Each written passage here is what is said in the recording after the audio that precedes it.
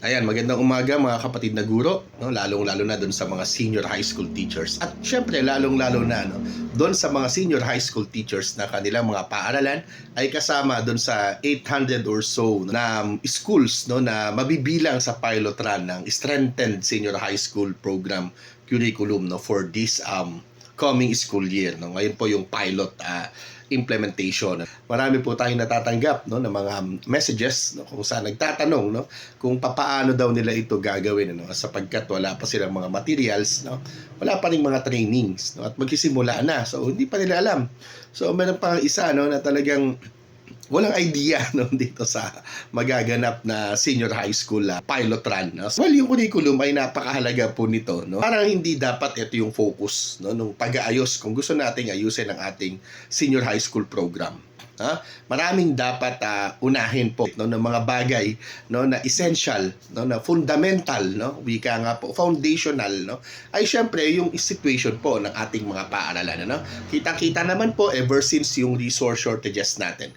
Hindi lamang po yan sa senior high school, kundi sa lahat ng levels ng ating basic education. At yun yung dahilan kung bakit hindi nagiging matagumpay yung ating senior high school program na sinasabi po ngayon. Kung bakit hindi nagiging employable yung mga bata na nagtatapos ng ating senior high school program.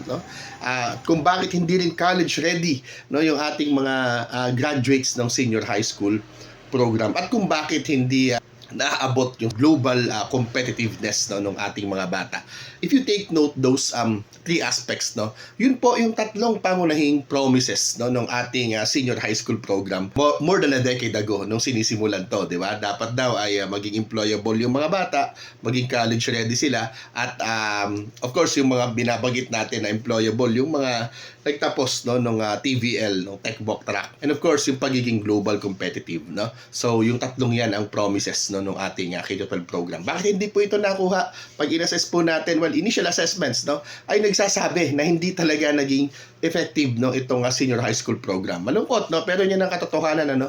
At ito ay hindi pa dahil sa mali, hindi pa dahil sa palpak, hindi pa dahil sa congested na curriculum na gustong i-address ngayon ng ating Department of Education. Tayo ay may failure sa implementation nitong senior high school program, at tayo ay may failure sa pagkamit ng objective nito, hindi pa dahil mali ang curriculum, kundi dahil may mas malalim na problema yung ating system na hindi po in-address at ipinatupad itong K-12 program. At babalikan po natin dapat iyon, mga kapatid. Babalikan po natin dapat yung mga issue nito. Ano yung mga issue na yan? Binabagit ko kanina, foundational. Shortages. Diba? Nagsisiksikan sa classroom ng ating mga bata. Napakataas ng ating class size. Kulang yung ating classrooms. Wala tayong materials, reading materials. Mga bata natin nagkaklase ng gutom. Meron tayong iba't ibang system na nakapagpapahirap pa sa atin. Yung pabago-bago nating mga grading system, nakaka-apekto din po yung performance rating system po natin. Nakaka-apekto din po yung iba't ibang mga policies pagdating sa classroom. Diyan sa child protection, diyan sa discipline. Nakaka-apekto din syempre yung napakarami nating mga trabaho sa ating mga paaralan na hindi nga in nature ay teaching. And lastly, of course, kailangan nating banggitin na ang laki ng impact nung mababang sweldo, ang laki ng impact nung kakapusan ng mga benepisyo. In short, napakalaki po ng impact ng napakababang socio-economic status ng mga guro sa Pilipinas dito sa ating basic education system.